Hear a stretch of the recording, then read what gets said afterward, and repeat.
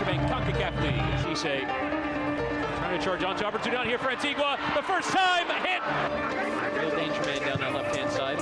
Is trying to identify the cross. The header comes in. It's a great save. The free kick gets delivered, and it's well dealt with. First time there is the effort comes in. Oh, what a goal it is! Simply sensational. Forge FC have to pick them towards that goalkeeper, and it's headed on and in. Equalizing goal for Forge FC.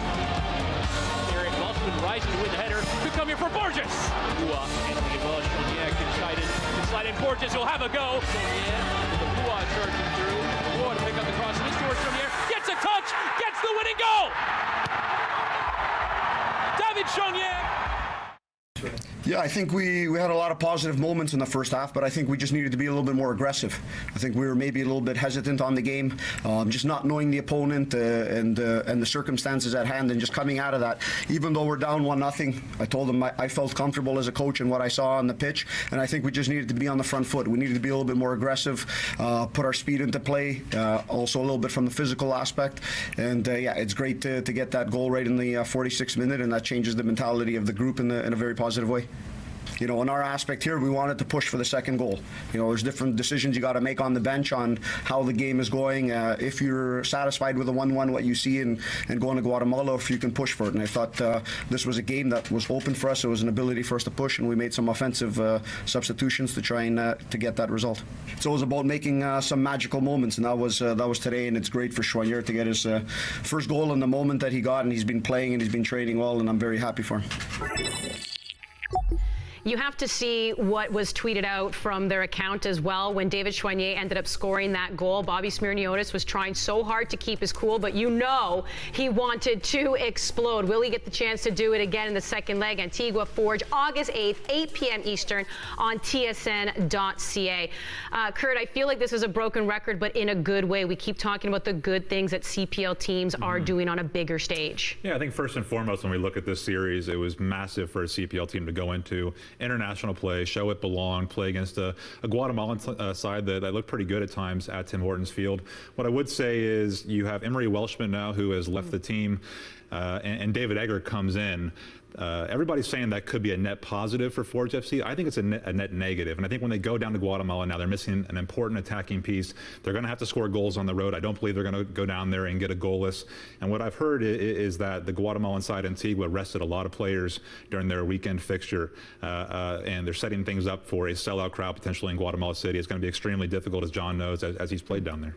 Yeah, that's a tough one. The Emery Welshman, we saw that coming for a few weeks now, the rumors kind of being out there. And then, of course, he gets called up from FC Cincinnati, and that's a tough one for Forge fans to swallow. But, yes, they are now going to be in Guatemala, Estadio Pensativo in Antigua, Guatemala. You've played there before, John. Can you tell us the pitch, the atmosphere, fire alarms going off at all hours in the night? Yeah, listen, going into these places in Mexico and Central America is extremely difficult to play. It's like the whole country comes out to root against you when you come in there. You know, we've had incidents of, you know, fire alarms going off in the middle of the night, car horns honking all through the night to try and keep you up. Then you go to the field, and the grass is, you know, 8 inches high, and it's playing slow. So, you know, it's a difficult place to go, and these players at Forge will have to adapt to the conditions. And, you know, for a team like Forge, who's in the first year of a first-year league, they need the experience of going on these trips and playing these in these moments to see what they do, you know, years to come. You know, I don't expect